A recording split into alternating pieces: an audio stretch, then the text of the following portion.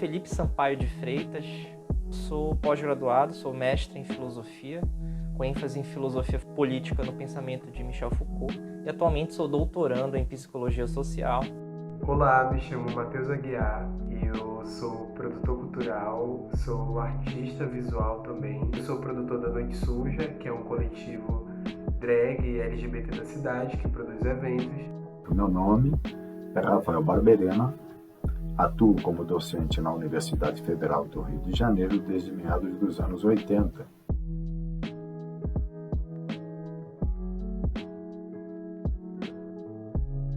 Filosofia é aquilo que instiga, aquilo que mobiliza um pensamento. É todo o ato de perguntar, mesmo sabendo que às vezes a gente não vai chegar a uma resposta final, mas que a gente vai, pelo menos, iniciar uma discussão, se interessar por algo, iniciar uma discussão sobre algo, perseguindo uma resposta final, mas que nem sempre vai ter, né? E se não tiver, isso fortifica mais ainda o pensador, para que ele continue essa caminhada. Filosofia é aquilo que instiga, aquilo que dá potência para que você tente entender algo. O que eu sei é que a filosofia é o estudo do conhecimento, né? Eu aprendi isso com a minha irmã Mariana Aguiar, que foi estudante de filosofia no curso da Universidade Federal do Pará. E desde cedo eu via ela com aqueles livros do Nietzsche, do Platão, assim, eu ficava super curioso para saber quem eram os filósofos, né? E ela me explicava, né? Sempre me explicava que eles observavam o mundo ao redor, observavam a natureza, as relações humanas, para construir conhecimento, teorias sobre essas coisas, né? Para Gilles Deleuze, a filosofia consiste na criação de conceitos, e aí eu vou abordar um pouquinho a respeito de conceito, dentro da visão deleuziana. No que tange a ciência e a arte, Deleuze diz: a função da filosofia é criar conceitos. A função, a arte, perceptos e afectos, e a ciência, funções, proposições. São três áreas distintas, e as três áreas são criativas em si. Fica mais fácil para mim entender a ideia de conceito, a origem da ideia de conceito, através de Spinoza. Ele nos fala de três gêneros de conhecimento. O gênero da experiência vaga é o gênero da consciência. É o sujeito que tem marcas, resultado dos encontros com o de fora. Mas no passo seguinte, Spinoza nos diz que tem o segundo gênero do conhecimento. É quando o homem começa a conhecer o que está fora dele. Até então, ele foi formado de fora para dentro. Agora ele vai conhecer o que está fora dele. E nisso, a razão, o senso comum, conhecendo o que está fora, permite conhecer a realidade. Permite conhecer um pouco da realidade. É a capacidade de conhecer aquilo que já existe. Então passamos a conhecer aquilo que já existe. Inicia-se aí uma prática científica. Mas até então, o homem não chegou naquilo que Spinoza, lá no século XVII, classificou de o gênero do terceiro grau do conhecimento. A ciência intuitiva, inventiva, criativa. Pensar o impensável. Pensar aquilo que nunca foi pensado. E pensar dentro desse novo pensamento. partir de se começa a pensar o impensável, agora tem que pensar dentro desse pensamento novo. E isso só se faz através do que Spinoza, não era ele, mas se faz através do que Deleuze começou a classificar como conceito, com conceitos novos. Para decifrar o novo, você precisa de conceitos. E você vai criar os conceitos para decifrar o impensável.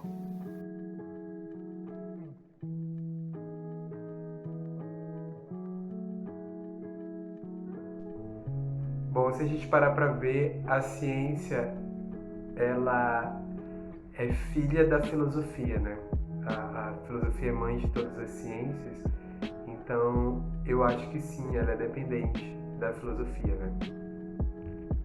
Eu acho que essa história da filosofia ser a mãe de todas as ciências funcionou muito bem na antiguidade, até o início da modernidade. Mas, pelo menos de Descartes até hoje, o que a gente tem é que a ciência ela age de maneira cada vez mais formal dentro dos limites da própria ciência. É claro, se a gente pegar a ciência contemporânea do século XIX até aqui, isso muda, né? Tem muitos ramos especulativos, por exemplo, a física quântica, né? Tem já uma pegada mais mesmo do pensamento, do raciocínio, da reflexão, aquilo que já eles dizem, os especialistas dessas áreas dizem, aí daí em diante já vira filosofia, né? Mas a ciência, de maneira geral, ainda tem algo de muito circunscrito nela mesma, no qual a filosofia já não faz parte, sendo aquela matéria propulsora como era, por exemplo, em vários textos de Aristóteles, né? Aristóteles escreveu uma física, né? Escreveu estudos sobre fisiologia, se debruçou demais sobre as ciências naturais. Platão se debruçou demais sobre questões matemáticas, né? E isso tudo começa com esse ato do pensar e daquilo que instiga o pensamento, que faz com que o pensamento procure por essas respostas. Então vamos dizer assim que da modernidade, de René Descartes até a nossa contemporaneidade, a ciência foi cada vez mais se tornando independente. A filosofia, o plano da filosofia, ela se encontra com um labirinto que não tem início e não tem fim, que não tem meio, nem periferia, não tem o fio de Ariadne, aquele do novelo, não. A filosofia encontra o infinito. Para resolver os seus encontros, ela cria conceitos que não existem, conceitos novos, para ela resolver os problemas que se depara no pensamento, ela cria conceitos. Por sua vez, a ciência, no caos, ela tem como função a criação constante de funções. A ciência se propõe a criar funções, a uma proposição científica. Logo, a ciência depende da filosofia? Não.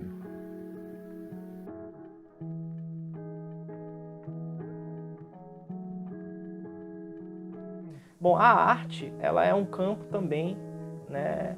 É um campo de estudos da filosofia desde o século XVIII, com um filósofo, se eu não me engano, de origem alemã, chamado Alexander Baumgarten, né? Ele que cunha essa palavra estética, que é como se utiliza na filosofia de maneira geral, né? O campo da estética é aquilo típico da filosofia da arte, a filosofia que se incube dos estudos do belo. No início das minhas disciplinas de doutorado, eu me deparei com um texto do Boaventura de Souza Santos, um sociólogo, que ele trabalha o que seria O que seria a passagem de uma ciência moderna para uma pós-moderna? Ele trabalha com um chamado, se eu não me engano, Ilya ou Ailia, eu não sei dizer o nome dele direito, Ilya Prigogine. Ele tem um trabalho que prepondera muito sobre a união de várias coisas, de vários elementos, que não são propriamente só elementos da ciência, né? Ele não é só um químico, ele também traz questões que vêm de outros ramos do saber, tanto da filosofia quanto, inclusive, até da literatura, né? Tem influência, né, da literatura contemporânea, da literatura moderna. Que ciência, né? Que existem tantas formas de ciência, ciência política, ciência da religião, né? Tantas formas de compreender esses estudos aprofundados, mas em linhas gerais eu acho que entre filosofia e ciência a arte pode seguir esse caminho de transformar a sociedade, né?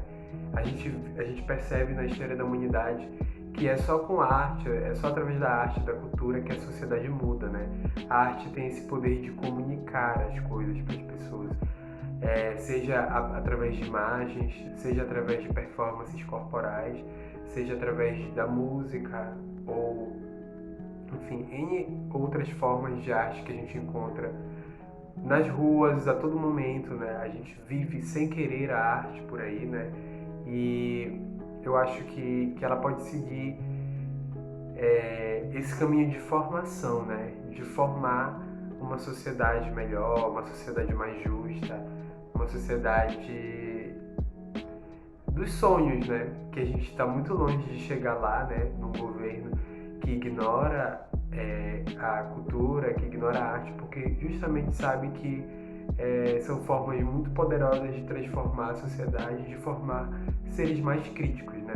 Eu espero isso, que entre filosofia e ciência, que elas, enfim, estejam todas unidas em prol da transformação artística, da transformação da sociedade. Agora, o terceiro gênero do conhecimento, dentro dessa ideia do paradigma, é quando o homem está na fronteira, na borda, no limite, e ele avança. Quando ele avança, ele se depara com o caos. E nesse caos, vamos ver a diferença entre a filosofia, a ciência e a arte.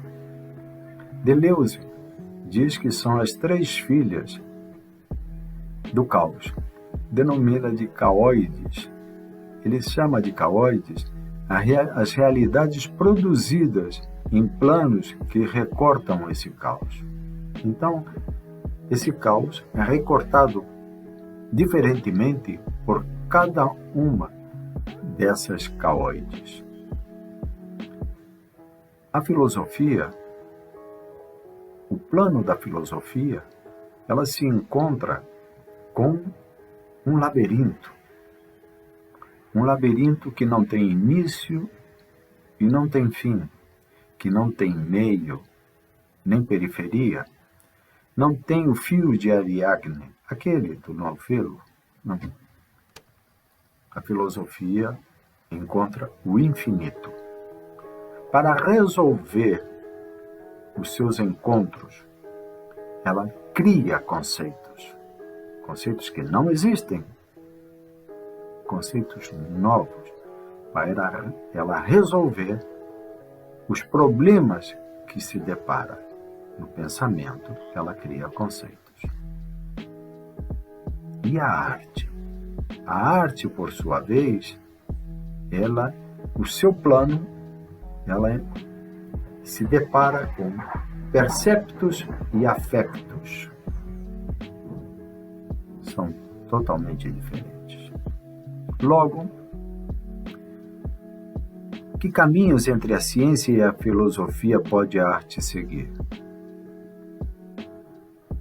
São distintos planos.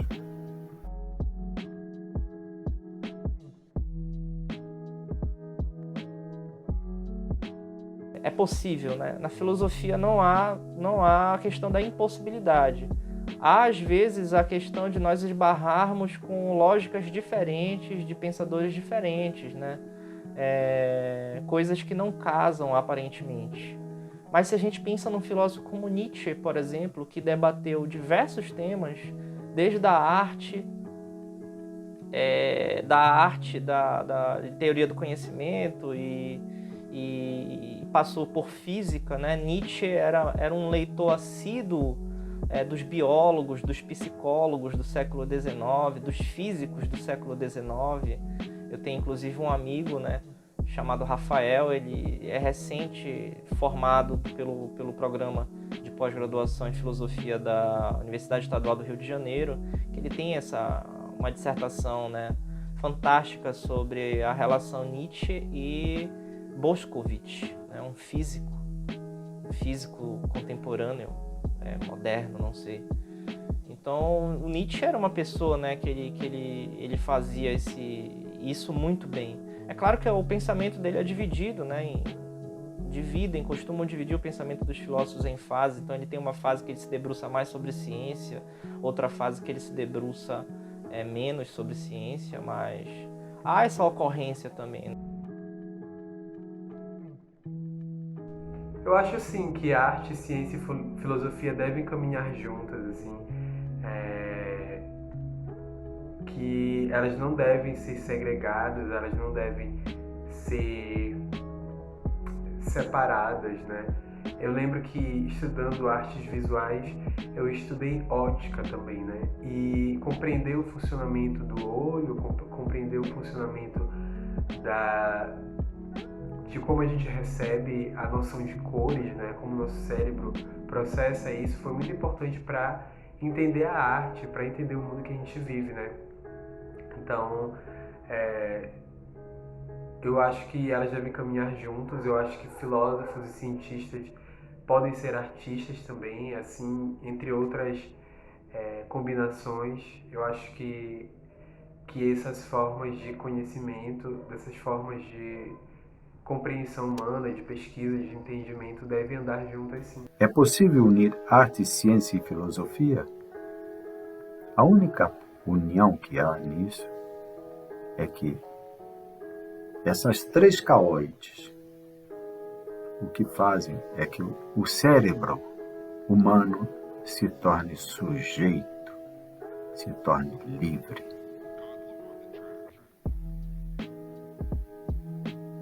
Crie uma nova realidade, uma nova forma de vida.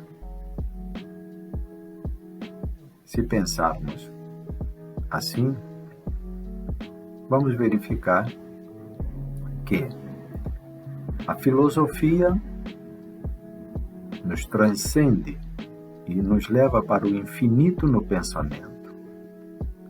A ciência, ela tenta desacelerar esse infinito para que ela possa calcular. Dentro do caos, ela possa calcular.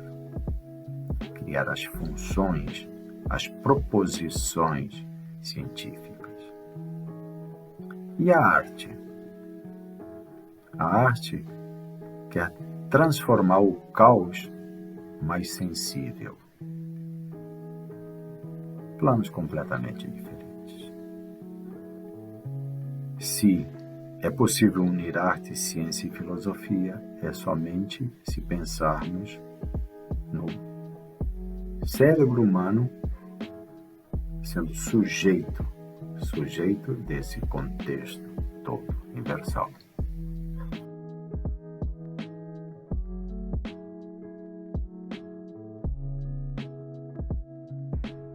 Eu acho que numa sociedade que a gente vive, que é classista, que acredita em meritocracia bizarra, que,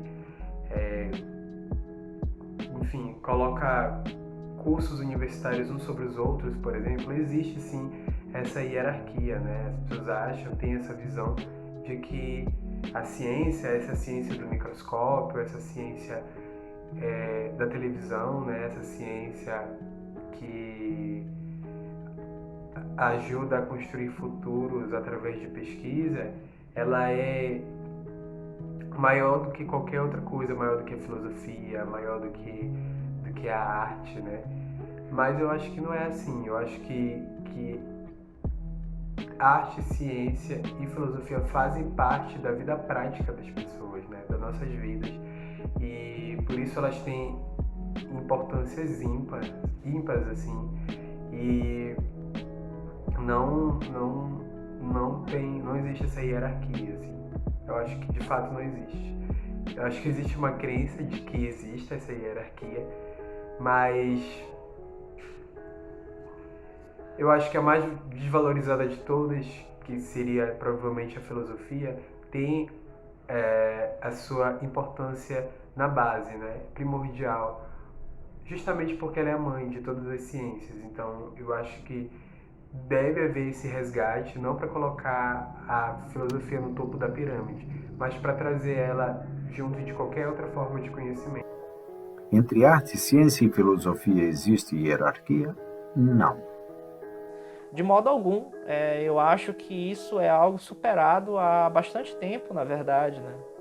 É claro que alguém da filosofia que se debruça sobre arte, invariavelmente vai, às vezes por falta de humildade, achar que a filosofia pensa melhor a arte do que o próprio artista. E da mesma forma acontece com a arte, né?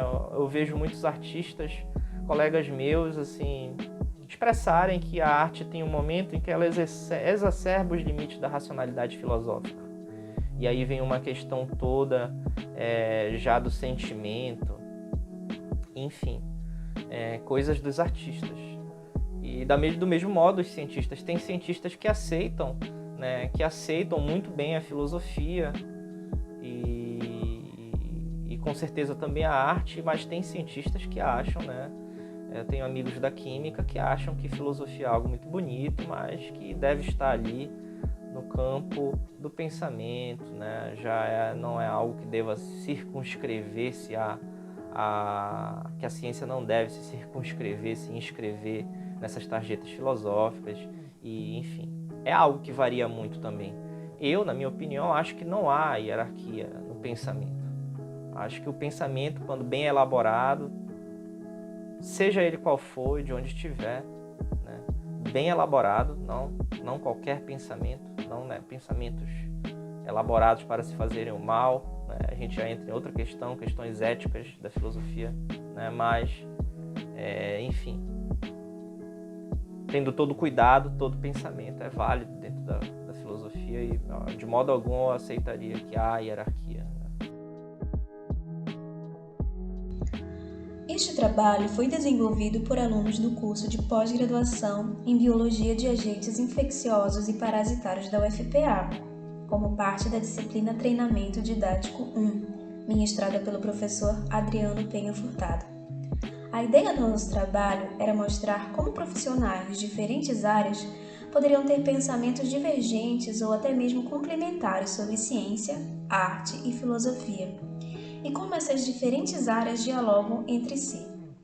Esse trabalho não seria possível sem a colaboração dos nossos convidados, o Dr. Rafael Barberena, o mestre Felipe Freitas e o bacharel Matheus Aguiar, que trouxeram suas respectivas visões sobre as áreas mencionadas. Nossa gratidão por terem aceitado o nosso convite.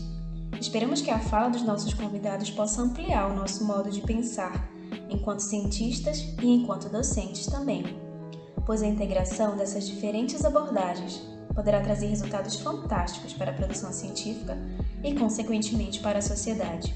Muito obrigada!